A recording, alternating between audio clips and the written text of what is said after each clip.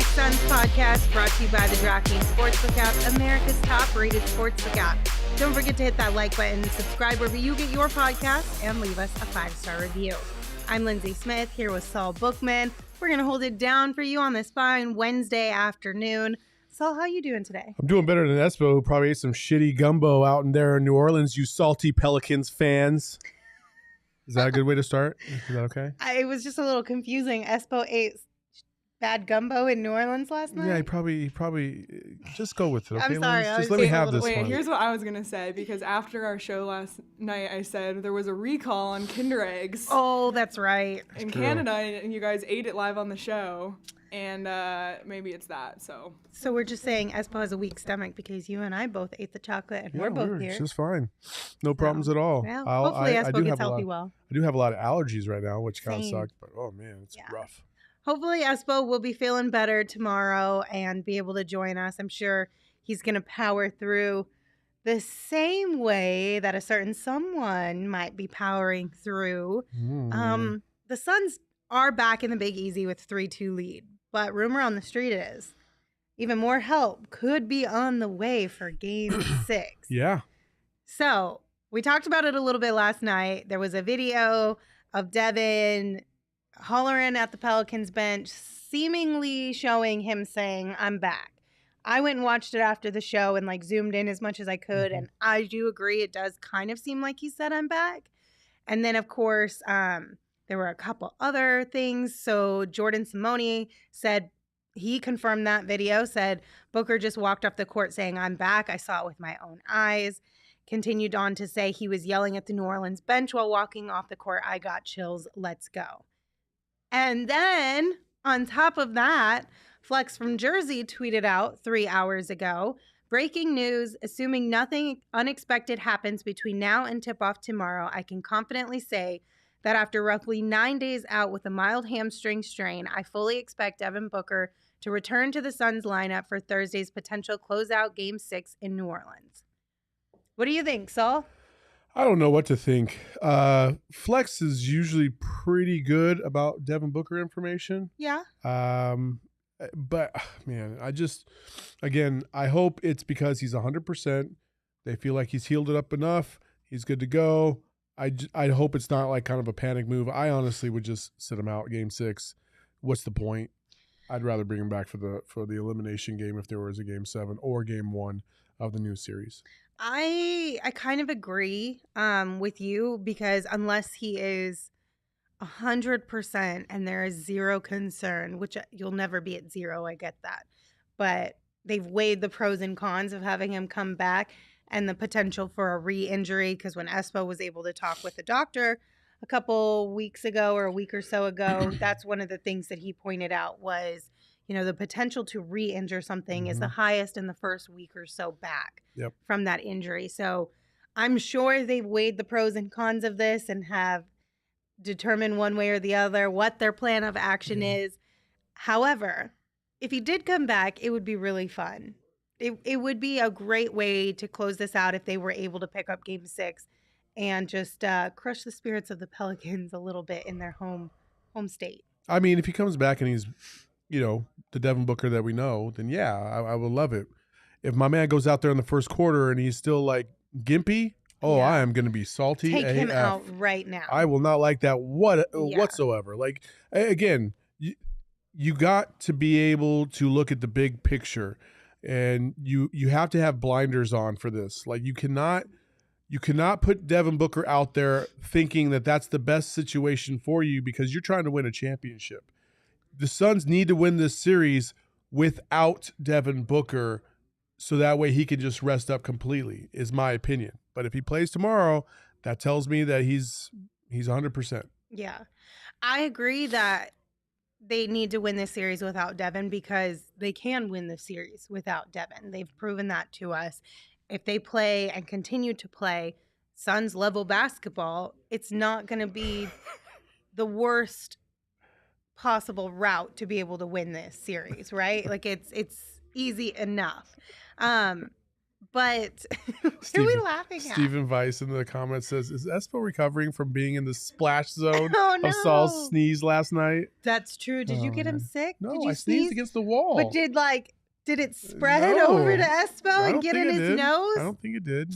Dang, Saul. I mean, I'm pretty stuffy right now, so I don't know. Maybe we're all sick. I don't know. Don't sneeze on me, please. Oh, it's coming. But yeah, back to what I was trying to say. Yes.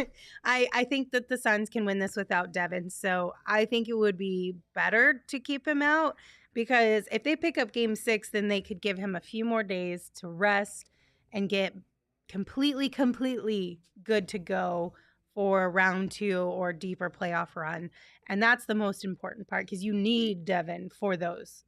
Like the further you go in the playoffs, you're going to need Devin more and more and more. Agreed. Right now, you don't need him. It would be a luxury, but I don't think you absolutely need him. Yeah, no, I don't think you need him at all. There's just no point in him playing in game 6 unless he's 100% healthy. Yeah. Again, there's just no reason for it. Why? So we'll see. Yeah, and the people in the chat are pretty much in agreement with us. Corey said, if 100%, yes. If not, save him for game 7 if there is one. Berto said, as long as he doesn't come back before he's 100%, he's too important to the later rounds. Omar said they could just play him limited minutes to slowly ramp him up so he's fully ready for the next series. Charles said, I would like to sit him because on the side of the bracket, Pelicans most athletic on this side of the bracket. What do you think about playing him limited minutes or having him come off the bench? Nope, and nope. No, just no. Like, if he's playing, he's playing. Like, there is no, we're only gonna bring him back for like a couple minutes here, a couple minutes there. Like, they just Devin doesn't operate like that. He wants to go full bore the whole time, and you have to understand that if you're the medical staff when you're trying to judge his injury as well. Like, Devin is not just going to be half stepping his way through this whole thing. Like, he's going to be going, I don't even know which camera I'm supposed to, this one.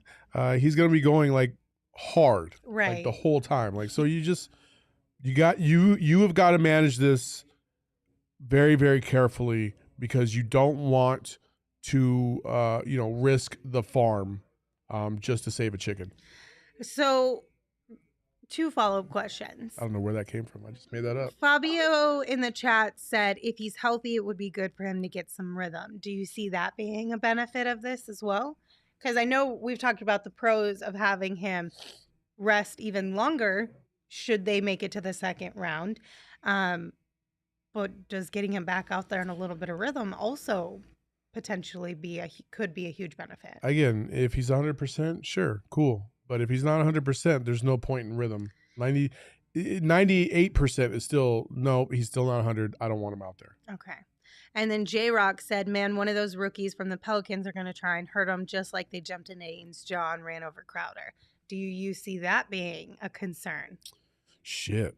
I mean, we have seen that this team can play a little bit dirty. Yeah. I mean, Herb Jones is, kind of a crappy dude right now. I'm not a big fan of him. And I know Reggie Miller can't stop but drool all over some Herb, but we are not Reggie. And I again, he has to be 100%. If not, he shouldn't play ever. Yeah. Period. I think that's pretty much where a lot of us are sitting right now. Anything else around this? What do you think Devin coming back does for this team? Well, I mean, it does everything. If he comes back full strength, they should rout the Pelicans in New Orleans. He's your closer. He's the guy that down the stretch, he's going to get you those key buckets. Yeah, I know Chris Paul has that tendency as well, but we even saw yesterday a little bit when the game was kind of close. I mean, it was still like 8-7. Like, the Pelicans were doubling Chris Paul because they knew that, fourth quarter Chris is a real thing. Mm-hmm. And so you need that other person across the court from you to be able to be equally as damaging. And that's what Devin Booker brings back to this team. And that toughness, that toughness. I'm not going to put up with any bullshit. Like, he brings that. I also think Devin is really good at getting into the heads of the opponents, more so than anybody on this team. Like, I know Jay Crowder is one of those guys we've talked about. That's what you pay him for. But I think Devin is equally just as good as that, but in a different capacity, right? Jay Crowder is a little more feisty, he's a little more spicy with these guys, talking a little bit of trash. Devin is like, I'm going to talk trash and then I'm just going to take your soul. Yeah. And just like deflating kind of plays, and just the way that he can silence a crowd as well. That kind of stuff is just like the X factor that I think he brings. We have another comment that I think is interesting from Cesar. Devil's advocate here. Let's say they sit him game 6 and lose. Not sure how the momentum shakes out for game 7. Anything could happen. You could be left wondering, damn, what if I just closed them out? What do you think about that? If my aunt, what did Booker say? If my aunt had if ifs were a fifth, we'd all be drunk. Yeah, if I mean, my aunt had something between her legs, she'd be my uncle. Yeah, I mean, we could if it all day long. That. Like if what if they lose by 30 tomorrow night? Like, okay, the what if game we can go all night with that. So again, if he's healthy, play him. If he's not, then don't touch it. Yeah. All right. Quick break. We're gonna tell you about the DraftKings Sportsbook app right now.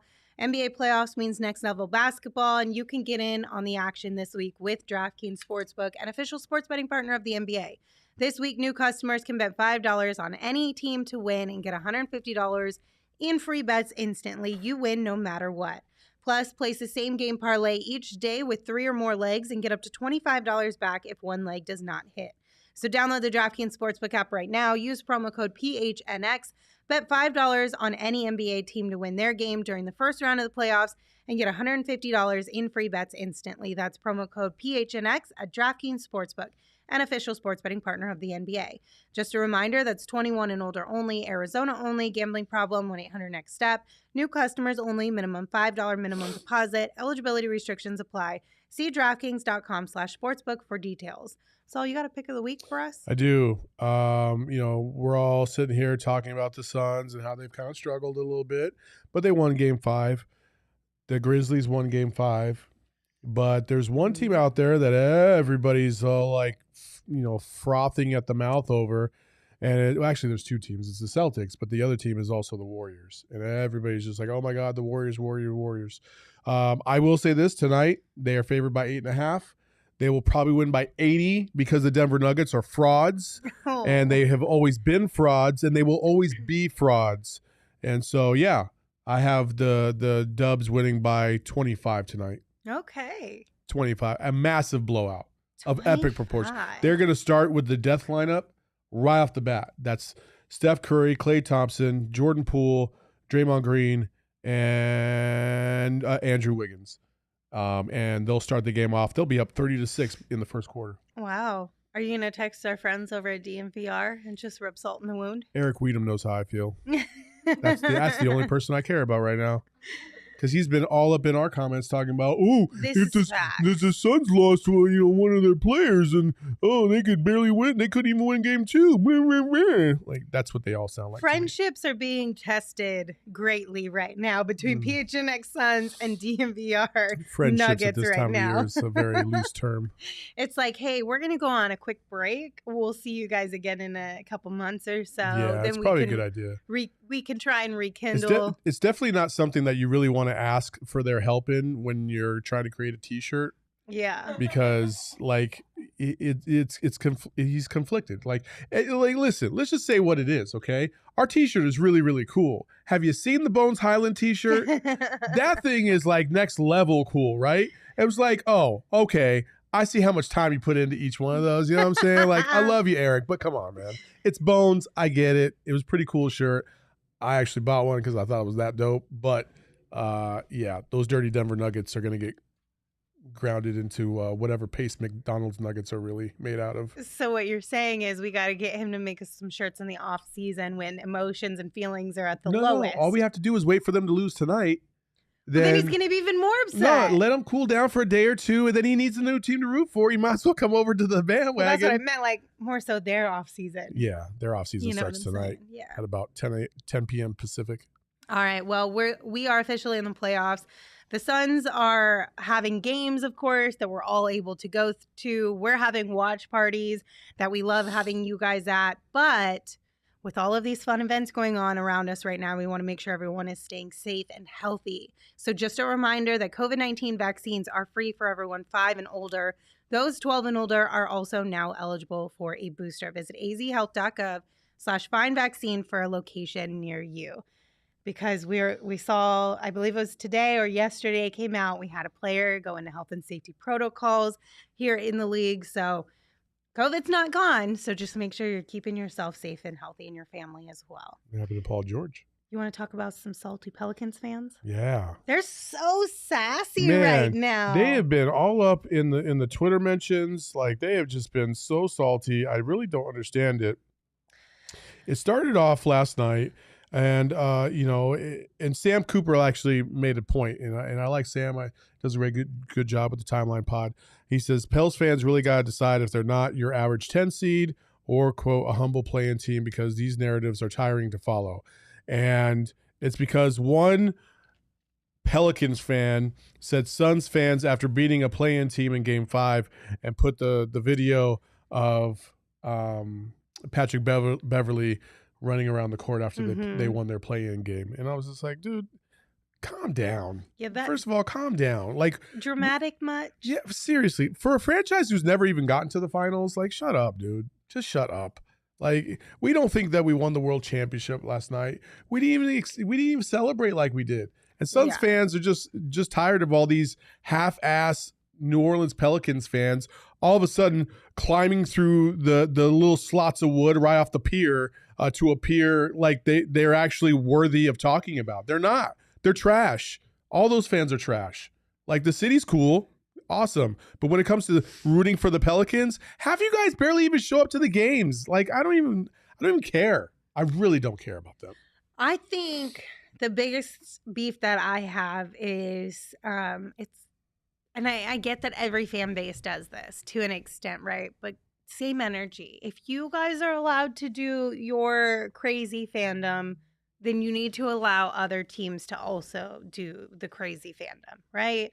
I mean, we had F. Chris Paul, F. Jay Crowder chants happen in New Orleans, and then you come out here and you're mad because the arena was popping and the guys were having fun again. Like, you just got lucky almost to an extent, or you caught the Suns in a bad moment these first 4 games where they weren't having as much fun as they typically have. Just because they're having fun while playing basketball again doesn't mean that they're going to the level of a Patrick Beverley. No. Sort of a celebration. Like, if they were, it would have gone viral in the same way that his went viral. No, it's just, these people were really, really hoping that they were going to win Game 5 because they were ready to dance on our grave. And then they realized, oh, we're not as good as we thought we were. The Suns really were just playing really bad basketball. Damn. Yeah. And then now they backtrack to, well, we're really not that good, or well, Zion. Like, dude, get out of here with that mess, dude. You guys are you're an average franchise. You've always been an average franchise. You've never even tasted excellence at any time. And maybe one day you will, but today just isn't the day. Not with this group. Don't be so sassy on the internet.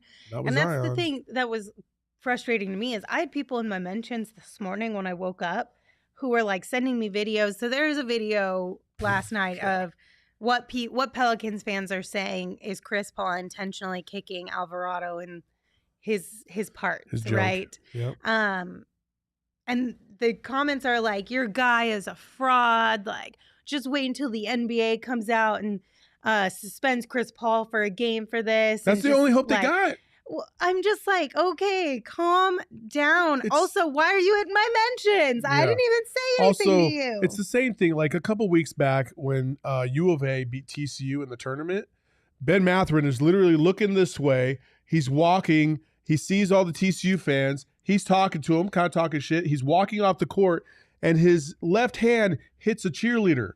And mother effers out there were like, oh, that's sexual assault. I can't believe he did that. He didn't even know he was there. The cheerleader even acknowledged she didn't even realize she even got touched until the next day when people were pointing it in the video all over Twitter. And even Ben Mathurin was like, I didn't know that even happened, but I'm sorry. And he even apologized, even though he didn't do anything wrong.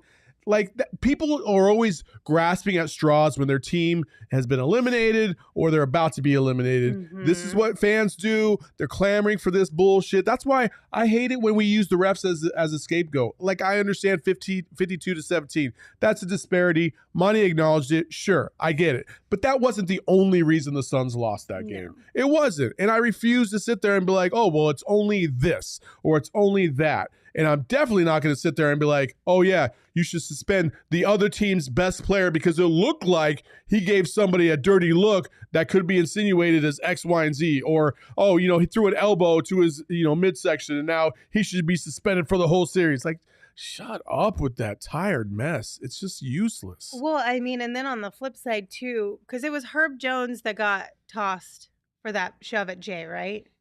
Mm-hmm. And then it was Herb Jones. No, it was Jackson Hayes. It was Jackson Hayes, right? But Herb was the one that got the flagrant one after the fact with Chris Paul. Yep. Gotcha. Okay. Either way, like if Chris Paul does come out and gets any sort of punishment for that, it shouldn't be the extreme of any sort of a suspension or anything. If you want to give him a flagrant, like okay, whatever. Yeah, give him an after the fact flagrant one if you want. The same way that you did for the Pelicans the other day, like. Whatever. It's not that big of a deal. But to be out there calling for a suspension low-key makes you look terrified. Well, yeah. It's pathetic. That's one of the only ways that you're going to be able to have substantial chance to win. The other day, I want to say it was the Celtics-Nets series. I didn't realize that, how anytime somebody gets contacted to the head, it's an automatic review for the most part, most of the time. I didn't know the same rule applies to the family jewels. Really? Yeah. In the book, that like anytime a player makes contact in the midi, you got to go back and you got to review it. And I want to say it was either Brown or Claxton that had gotten hit in the nether regions, and they did assess a flagrant one penalty. It was accidental. It's like dude was just trying to like run the other way, and his hand flailed and hit him right in the gonads, and that was it. So I'm trying to think of how many clever ways I could say it without being crass. I know, right? That's always the struggle. It's like, what can we do here? And then going back to just us celebrating, Victor and Stephanie in the comments said, we celebrated more us getting our style of playback, not the actual win against the Pelicans. Big difference. Yeah. And I completely agree. Like, well, yes, of course we were celebrating the win. I think it's safe to say that majority of us were just like, relieved and so excited that we saw our team again. Even in our post-game comments, we weren't sitting there talking about Brandon Ingram or CJ McCollum or any of those other dudes that maybe had a good or a bad game. We were talking about, oh man, it was so good to see Mikal break out of his offensive slump and actually ball, and Campaign come off the bench and have so much energy. This is the team that we recognize from the whole season. Like that's what we were talking about. I don't give a damn about your team. Team is below average at best. And then Sly also brought up a good point in the chat. Said CP did get a non-existent tech in the game, just saying. And you're not wrong. So maybe we could just call it even. Yeah, there you go. So there you go. We'll just call it even. All right. One other thing that came out of last night that I found quite entertaining and hilarious was Chris Paul was on ESPN radio last night for a post-game interview. Yep. And he was asked if he thinks that Alvarado reminds him of his younger self. To which, do you want to share what he said? So Chris Paul was like, no. And then he followed it up by saying, listen, the guy who asked the question then followed up was like, well, I mean defensively, like, he gets after it the way you did. And he was like, nope, not even a little bit. He was like, listen, he plays hard. He's a fun player to watch. He plays 2 quarters. He plays in the second and the fourth. And I've never been about that life. And that was it. Yeah.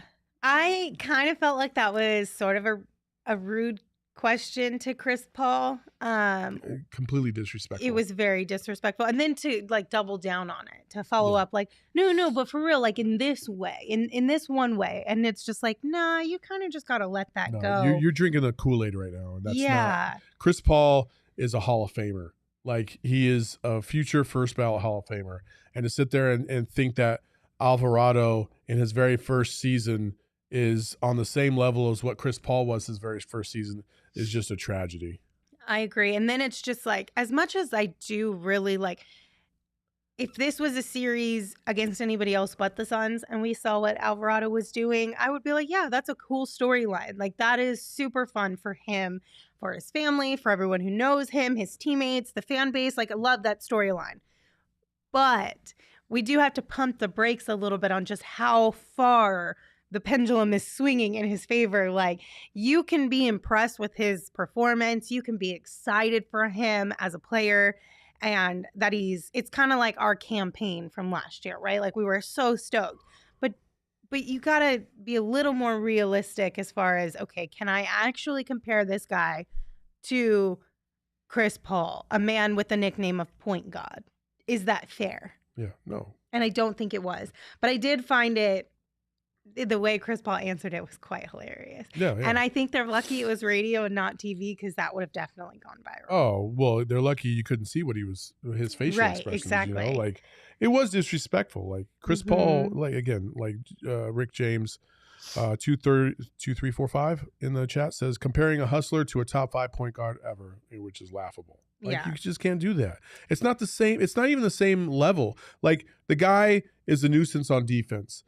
He barely contributes on the offensive side of the ball. He doesn't create, opportunities for his teammates. He's not the orchestrator. He's not the playmaker. Hell, he doesn't even bring the ball up.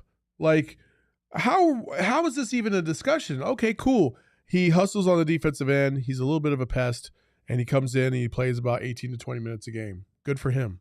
But that's not even close to what Chris Paul's ever done. Right.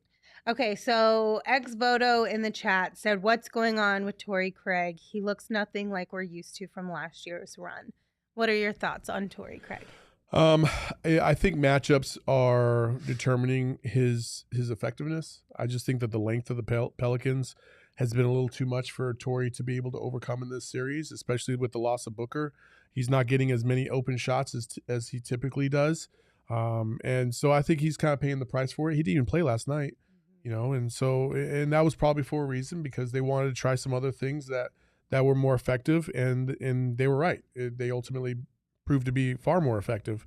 So I think it's gonna be fine. I think when you move on to like Dallas or Utah, should they do that, he'll be back into his role, and hopefully he'll be comfortable again, and things will work out.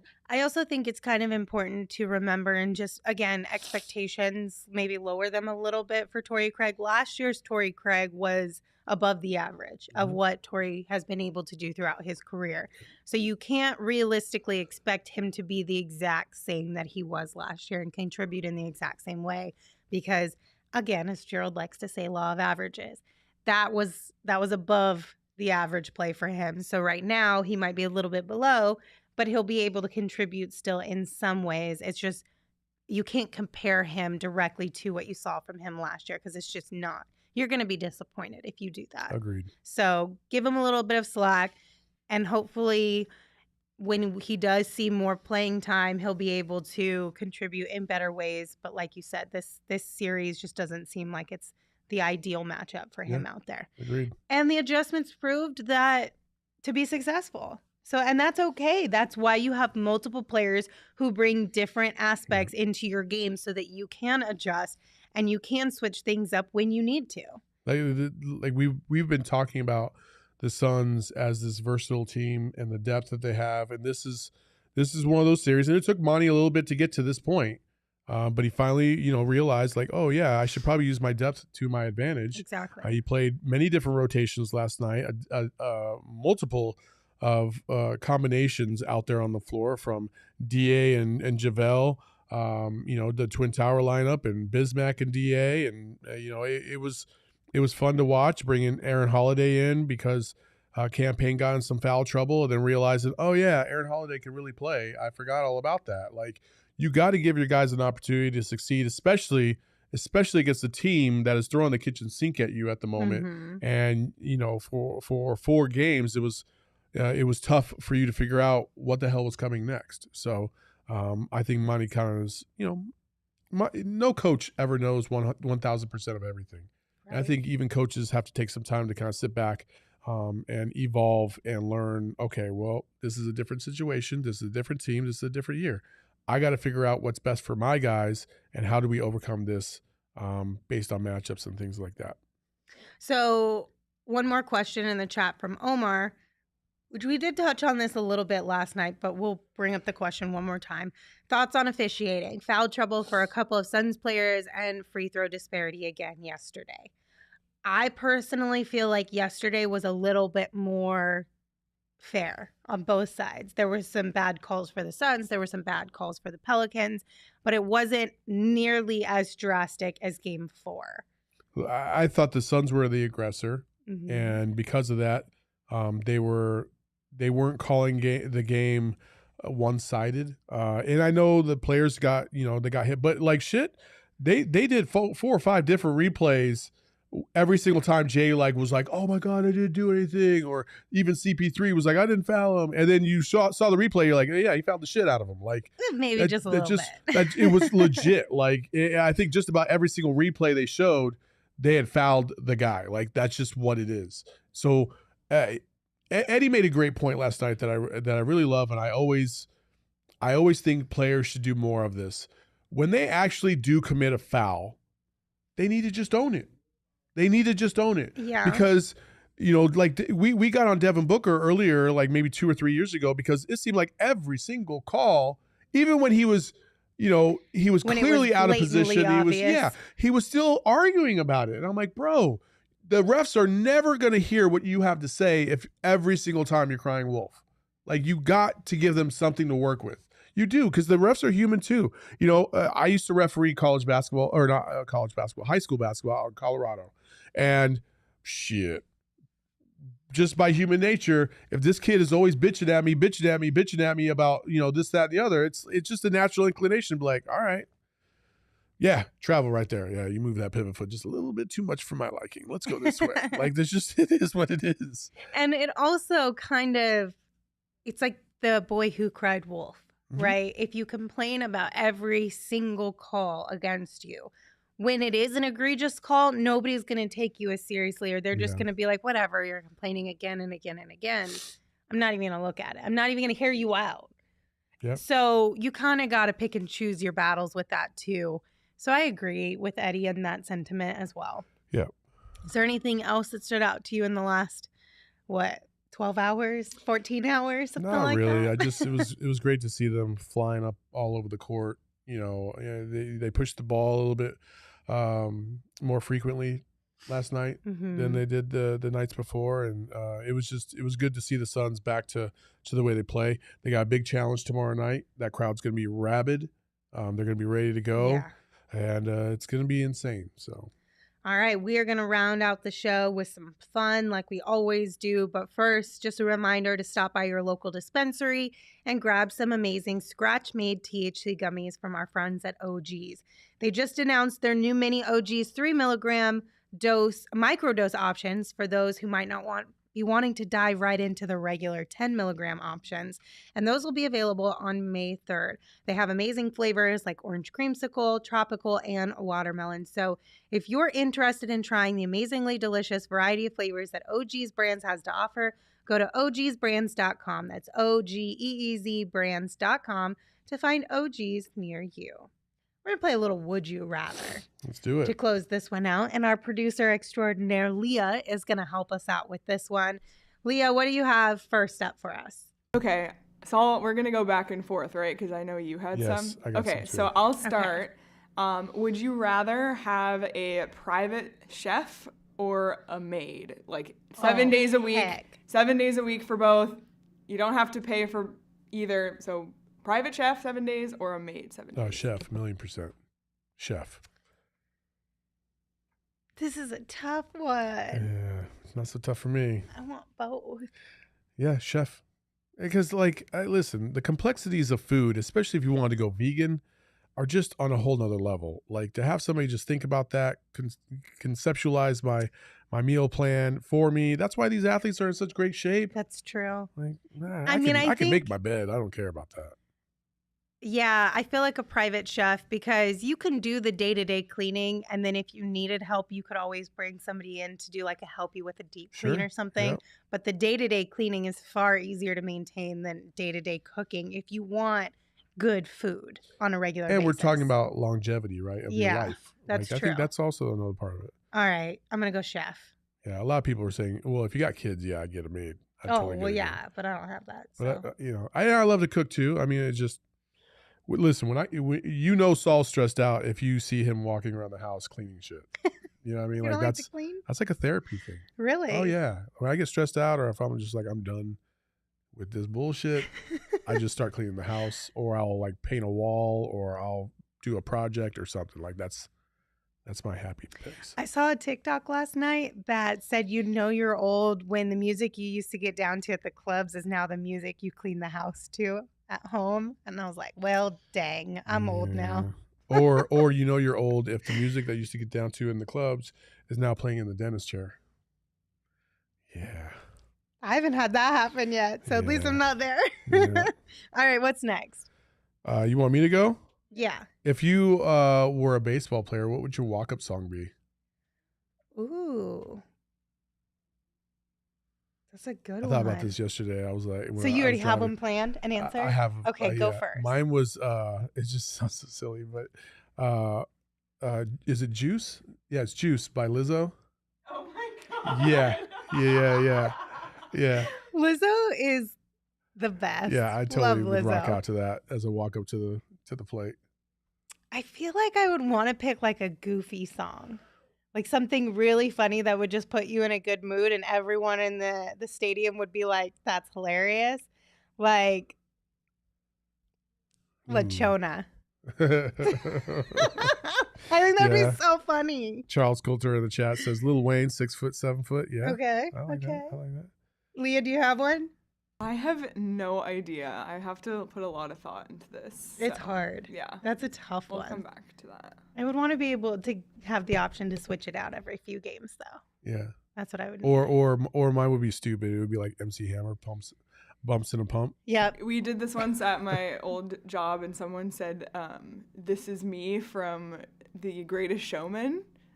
Like a musical song would be hilarious for a walk-up song. Yeah, that could actually be really funny. Throw everyone for a loop. Yep. All right, what's next? What you got, Leah? All right. Would you rather be 4'5" or 7'7"?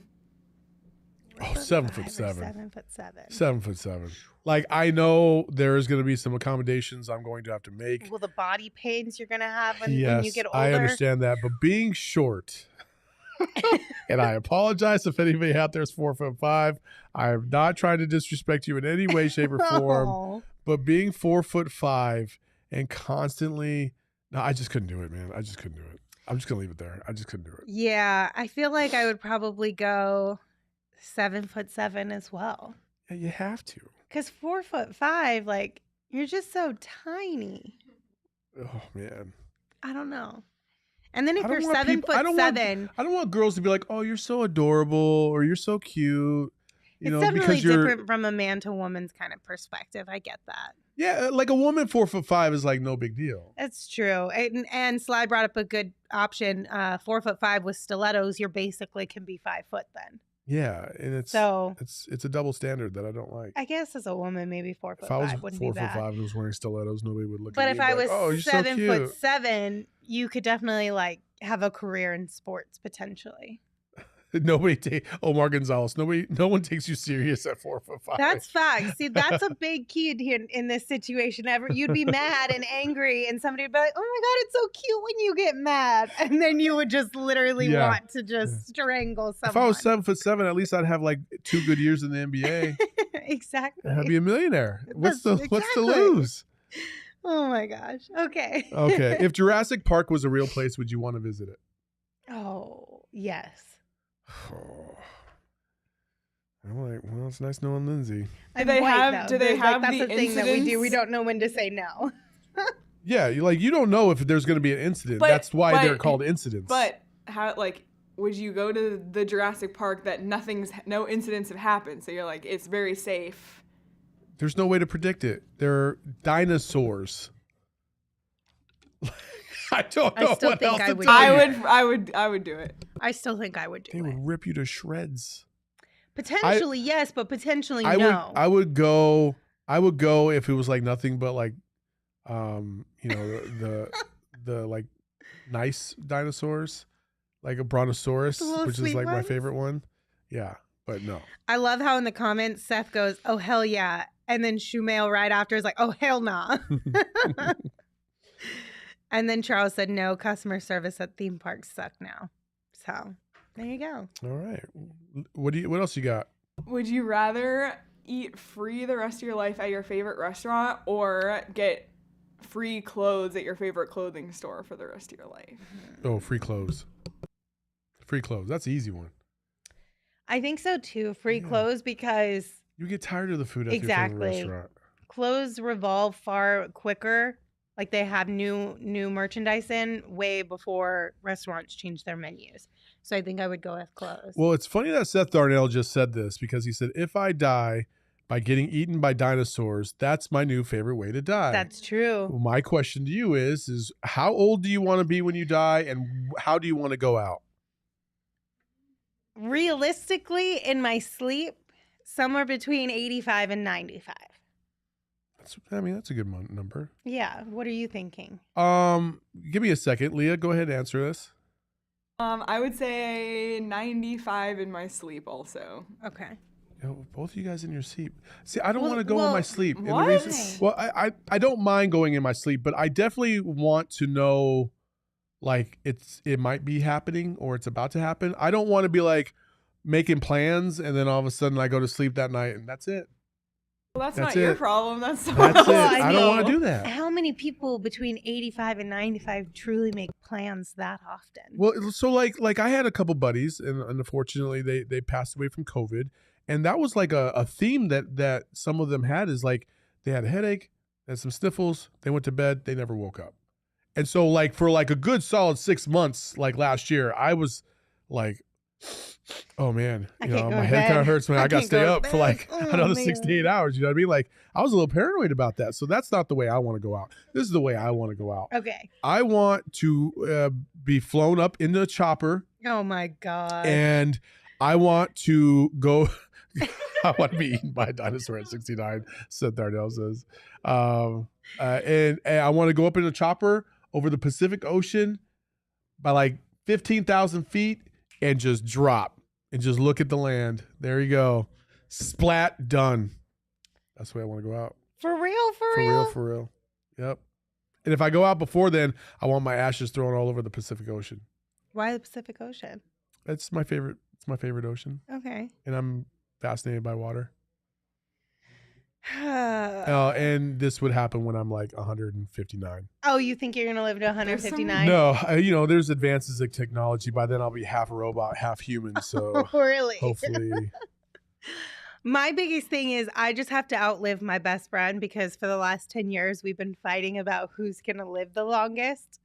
So as long as I outlive my best friend, I'm gonna be good.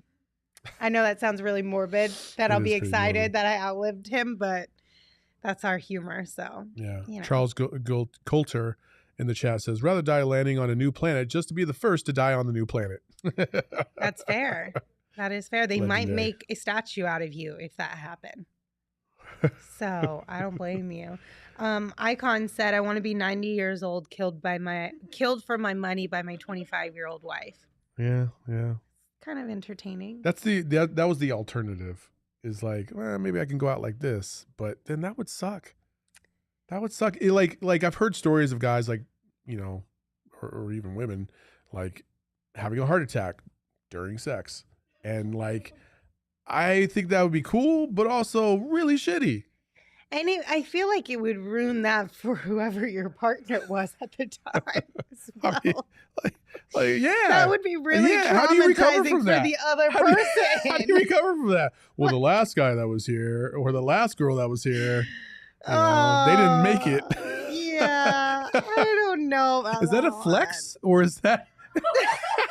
Is that a flex or is that like a Black Widow type of a situation? like he couldn't last. Can you? Oh no!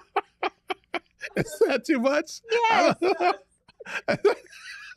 That's what I was thinking. Like obviously he died. So like, do you want to run the risk too, buddy? Like, is that Is that a flex? That's not a flex. Okay. William says no, that's not a flex. All right. Bro. William said it's not a flex, so it's not a flex. Dear Lord. All right. How many more do we want to do? I think we're good. Should we go out on that one? Do you want to do one more? We want to end it? So good he died. See? That's what I'm saying. Like, that's a flex, right?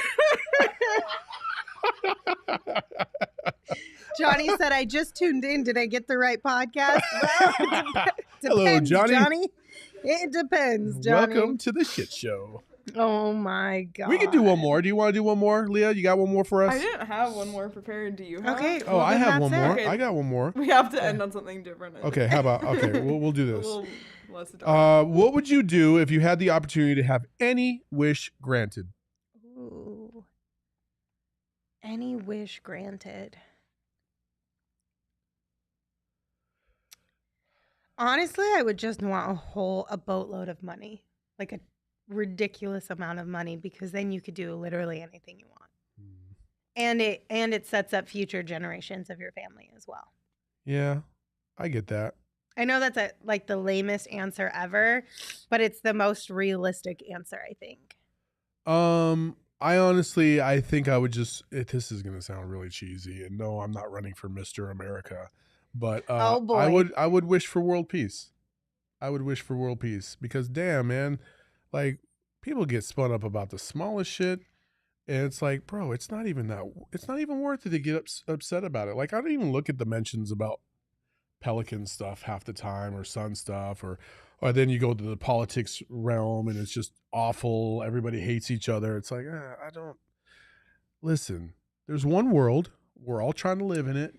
Let's just all get along and be happy. That's a good answer. That's a better way to end the show, Saul. No. That's a better way to end the show. That's all subjective. Good job. Thank you guys for tuning in. We appreciate you. Hopefully you had some fun today. Don't forget to rate, review, subscribe to the podcast because it helps us out a lot. And of course, head over to gophnx.com. Gerald has an article up today that regardless if you are a member or not, you can read. So if this is kind of maybe your first introduction into some of the things that Gerald writes, now is a great time to check out the website so that you can see that article. Tomorrow's a little funky, just so you all know. Tomorrow we have pregame at 4 o'clock. Yeah. Because the game tips off at 4:30. So Lindsey and Espo will be doing that while I am doing some stuff at the NFL draft, but I will be back for postgame. It's going to be a crazy night. There's a lot of sports going on. I don't even know how to wrap my head around this. I think we have 5 sports going on all at the same time. It's an absolute shit show.